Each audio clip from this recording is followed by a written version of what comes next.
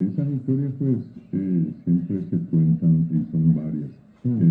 Esta es la que yo recuerdo, inclusive mi madre fue, hace mucho tiempo fue funcionaria de la policía. Ella no solía decir que era el doctor Roberto, es decir, una persona muy joven, un líder político, y fue a ser lo que hoy sería el jefe de policía más o menos, ¿verdad?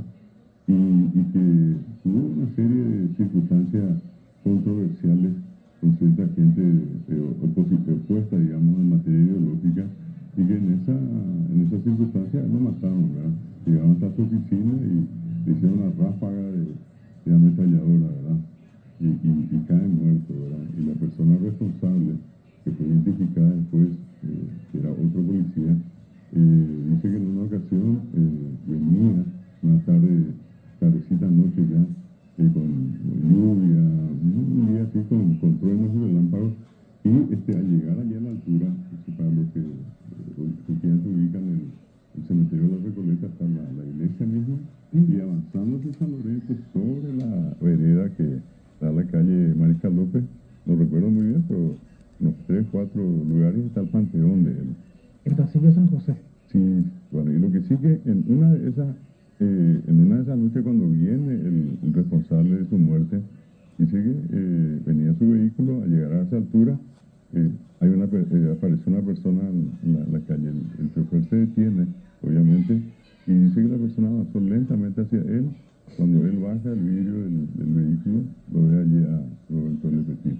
Mira, Y que Pito después causó la muerte de la persona que en este caso fue responsable de su asesinato, ¿verdad? Mira, ¿cómo era? Bueno, y así también son varias otras historias que se cuentan de allí, y no solamente de allí, ¿verdad? Casi todos los cementerios guardan alguna historia. En el cementerio del sur, por ejemplo, está una mujer a quien todo el mundo allí entra con gusto, la va a recordar, sobre todo la gente, digamos, que es más antigua en la zona.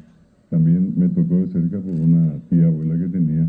Es una señora muy joven que está allí en una tumba, que es una tumba común y corriente en la tierra, ¿verdad? Pero al lado está una especie de mausoleo, un panteón enorme, que fue construido por la gente. Y cuando uno llega allí, uno se encuentra con los famosos azulejos de gracias. Y estoy hablando de Francisca Villalba, una mujer que era de la Chacarita, y que inclusive cada vez que había una especie de crecida del río, y que ella se aparecía en el vecindario y pedía ayuda para... dice que llegó a tener 2 hijos muy pequeños cuando ella murió, y efectivamente en el caso que me contaba esta tía abuela mía, me decía que ellos fueron a visitar la casa en la zona de la Chacarita.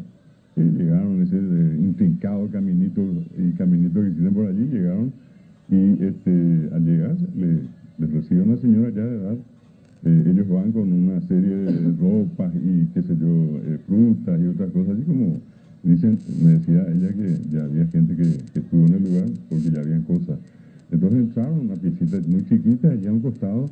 Ellos depositaron, cuando se dieron la vuelta estaba la señora, la que les recibió, llorando, con lágrimas en los ojos, y les muestra una foto y les dice: esta fue la que fue a visitarle. Y sí, le dicen ella. Y sale la señora y le dice a mi tía y a la señora que fue con ella es mi hija, pero falleció hace 2 años. Mira, son las cosas que se cuentan. Así como esas, nosotros vamos a tener casos así tan... En Areguá también está el famoso caso de una mujer que murió el día de su casamiento. Inclusive hay gente que la suele ver con su ropa de novia. hasta ahora, mujer. Sí, es Limpia Concepción. Y se hizo inclusive una tesis. Nunca olvido a una estudiante de la Facultad de Filosofía. La mujer existió, sus documentos, todo, y en algún momento inclusive forzó la aparición, porque dice que en los ómnibus de la empresa se mostraba ella, aparecía de golpe y miraba al chofer, ya no estaba, ¿verdad? Y volvía a mirar y le veía, o sea, los choferes se volvieron locos, ¿verdad? Al punto que la empresa tuvo que cambiar la ubicación de su parada y dejar en el centro, porque anteriormente iban hasta la costa del lago. Y una de las razones que se dice eso es que ahora esa parada está en el centro.